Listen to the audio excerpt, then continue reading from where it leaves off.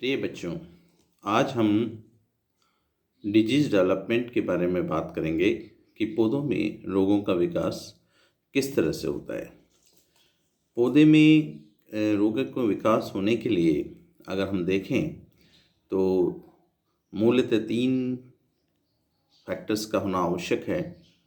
एक पैथोजन का होना आवश्यक है, दूसरा परपोसी का होना आवश्यक है और तीसरा वातावरण या एनवायरनमेंट का होना आवश्यक है। इन 3 फैक्टर्स को हम डिजीज ट्रायंगल के नाम से भी जानते हैं। यदि हम पैथोजन को देखें तो पैथोजन या रोगजनक वो माइक्रोऑर्गेनिज्म्स या जीव हैं जो पौधों के अंदर माल फंक्शंस पैदा करते हैं, विकृतियां पैदा करते हैं, उनके सिस्टम को डिस्टर्ब करते हैं, उनकी फिजियोलॉजी को डिस्टर्ब करते हैं।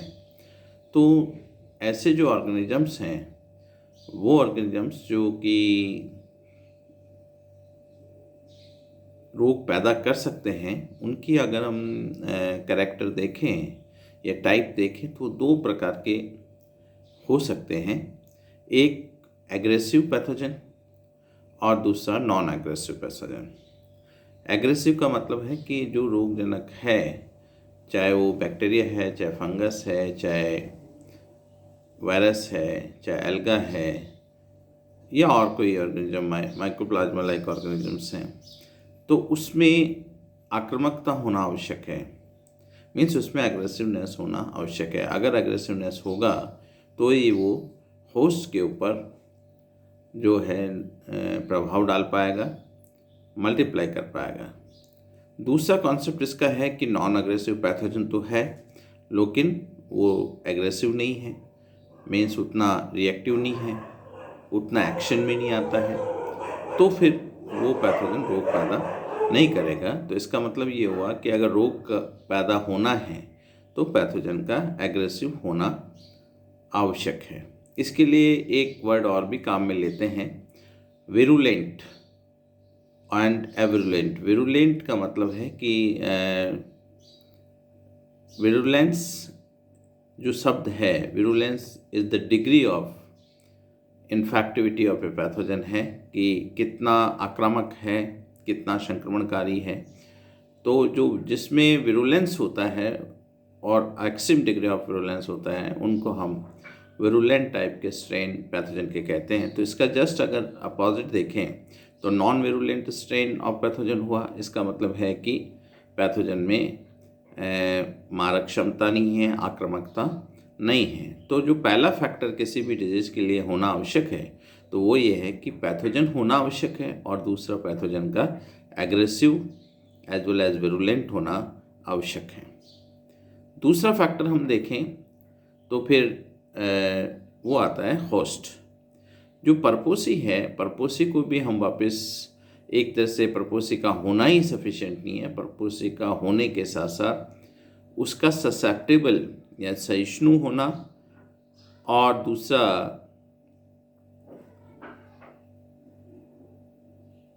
दूसरा इसका पार्ट होता है वो होता है अससेप्टेबल या असहिष्णु होना या रेसिस्टेंस भी उसके अंदर कह सकते हो आप।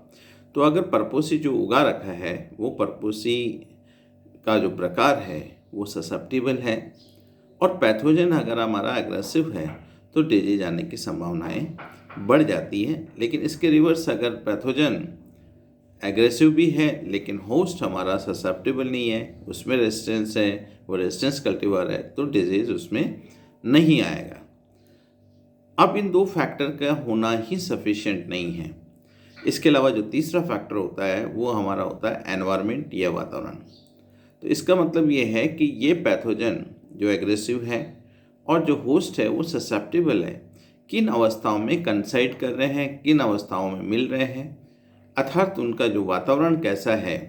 अगर वातावरण फेवरेबल है पैथोजन के और पैथोजन एग्रेसिव है और होस्ट ससेप्टेबल है, या यूँ कहें कि वातावरण एक तरह से अनफेवरेबल या in comparison to the pathogen unfavourable for host है, रेजिस्टेंस को लेकर, तो फिर डिजीज आने की संभावनाएं बढ़ जाती है। तो जो अक्सर क्वेश्चन पूछा जाता है कि व्हेन डज डिजीज अकर्स, तो answer is this, when all three factors concise, means if pathogen is available and that is aggressive, second, host is available and host is susceptible or vulnerable, and environment is favorable for the pathogen's multiplication, then disease will appear. जहाँ तक environment के favourable होने के chances हैं, उसमें जितने भी physical factors हैं, जिनको कि हम pre disposing factor of disease कहते हैं। प्री डिस्पोजिंग फैक्टर का मतलब हुआ कि किसी भी पैथोजन को कैसे वातावरण में रखा गया, मीन्स नमी कितनी है, तापक्रम कितना है, सनलाइट कितनी है, डार्कनेस कितनी है, डायूरेटिक पीरियड कितना है, ये जितने भी फैक्टर्स हैं जो कि फिजिकल फैक्टर्स हैं, वातावरणीय कारक हैं, इनका भी पैथोजन या रोगजनक पर प्रभाव पड़ता है, जो कि एनवायरनमेंट के पैरामीटर ही माने जाते हैं।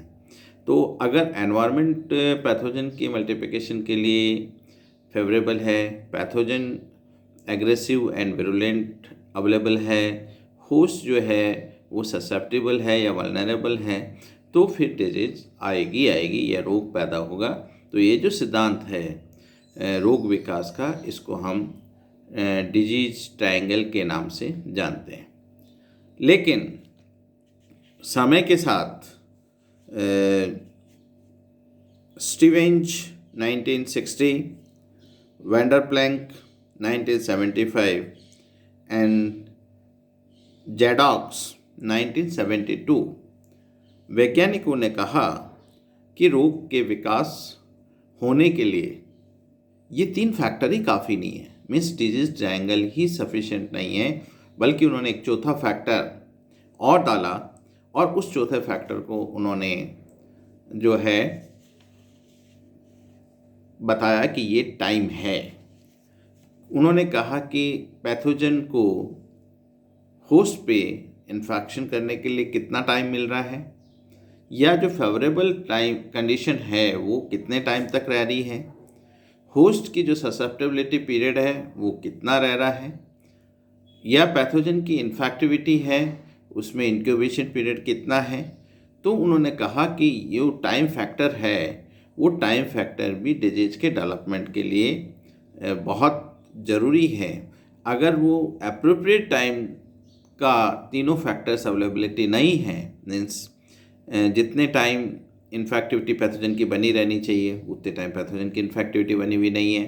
नंबर 2, जितने समय तक प्लांट को ससेप्टेबल होना चाहिए या वल्नरेबल होना चाहिए उतनी देर के लिए प्लांट ससेप्टेबल या वल्नरेबल नहीं है।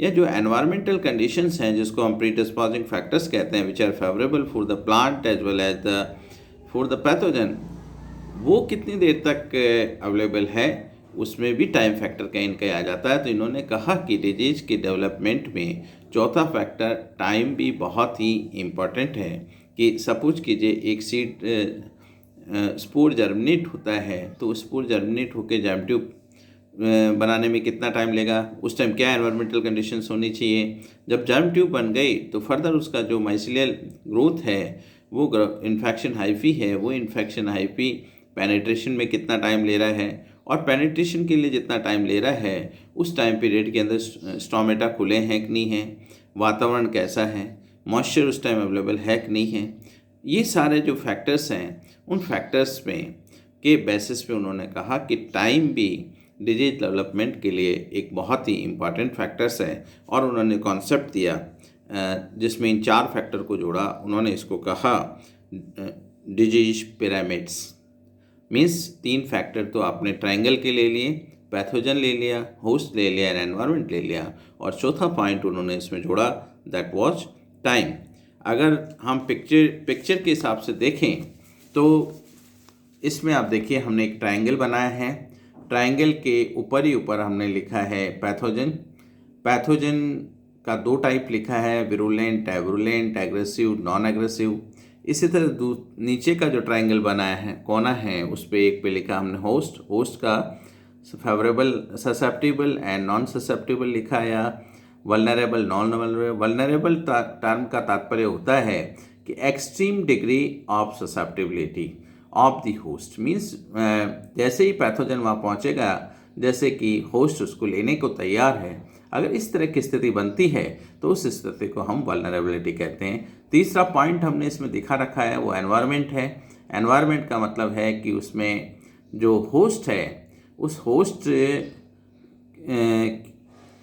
की जो ससेप्टिबिलिटी और पैथोजन की एग्रेसिवनेस है, उसके लिए फेवरेबल जो मॉइस्चर चाहिए, जो टेम्परेचर चाहिए, जो पीएच चाहिए, या सनलाइट चाहिए, डायूरेटिक पीरियड चाहिए, all those disposing factors are available, तो ही डिजीज आएगी। तो इस तरह से 3 फैक्टर्स जिनको हमने मेनली माना कि रोग विकास में महत्वपूर्ण है प्रारंभिक काल में, उसको हमने डिजीज ट्रायंगल का नाम दिया। उसके बाद में वेंडरप्लेक वगैरह ने कहा कि टाइम फैक्टर्स भी बहुत इम्पॉर्टेंट हैं। तो टाइम फैक्टर्स में टेट्राड देखिए, इसमें हम 3 नीचे के जो बेस लाइंस हैं उसके ऊपर हमने एक साइड में एनवायरनमेंट लिखा है, एक साइड में होस्ट लिखा है, एक साइड में पैथोजन लिखा है, और इनके ऊपर परपेंडिकुलर इन लाइंस को मिला के और टाइम को बीच में जगह दी है कि इन सब चीज़ों के होते हुए भी अगर टाइम प्रॉपर नहीं है, राइट टाइम नहीं है, तो फिर इन्फेक्शन आने के चांसेस नहीं होंगे। इसी तरह से अगर हम देखें तो विभिन्न प्रकार की क्लासिफिकेशन में भी हमने देखा कि जो एपिडेमिक जिसे हमें कहा, एंडेमिक हमने कहा, स्पॉरेडिक कहा, उसमें भी कहीं ना कहीं टाइम फैक्टर इम्पॉर्टेंट था कि जो पीरियडिकली, मतलब कभी कभी लार्जर एरिया के अंदर हो रहे थे, कभी कभी इस टाइम। इसी तरह से स्पॉरेडिक में भी हमने ये कहा था कभी कभी कहीं कहीं, तो उसमें प्लेस और टाइम दोनों ही अनिश्चित थे। और जब एंडेमिक हमने कहा तो हमने कहा कि यस, ये हमेशा अवेलेबल है, बट वहाँ पैथोजन फैक्टर इम्पैक्ट हो रहा था कि उसकी सीवियरिटी कभी थी या कभी नहीं थी। तो तीनों ही डिजीज के क्लासिफिकेशन जो है on the basis of occurrence of the disease जो था, को हम अगर माने तो उसमें भी टाइम कहीं ना कहीं इम्पॉर्टेंट है। तो डिजीज़ का डेवलपमेंट होने के लिए पैथोजन का होना आवश्यक है, होस्ट का होना आवश्यक है, एनवायरनमेंट का होना आवश्यक है। इसी तरह से इन सबकी अनुकूलताएं के लिए आवश्यक समय का होना भी आवश्यक है, तभी रोग का विकास होगा, अन्य रोग का विकास नहीं होगा, या यूँ कहिए तभी एपिडेमिक डेवलप होंगे, अदरवाइज एपिडेमिक डेवलप नहीं होंगे। अब पैथोजन की अवेलेबिलिटी का तात्पर्य जब हम कहते हैं तो इसका मतलब है कि उसका इनोकुलम जो है, initial quantity of pathogen which is responsible for the propagating the disease is must, and after that the inoculum buildup कितना होता है, वो सारी चीज़ें भी डिजीज डेवलपमेंट को प्रभावित करती है। लेकिन मूलतः हम अगर देखें तो 3 चीज़ें, पैथोजन, होस्ट और एनवायरनमेंट का होना आवश्यक है। लेकिन वेंडरप्लेंक के अनुसार उन्होंने कहा कि समय भी बहुत महत्वपूर्ण है, इसलिए डिजीज पैरामीटर्स में जब तक समय को आकलन नहीं किया जाए तो श्योरिटी से ये फोरकास्ट नहीं किया जा सकता कि डिजीज आएगी या नहीं आएगी। धन्यवाद।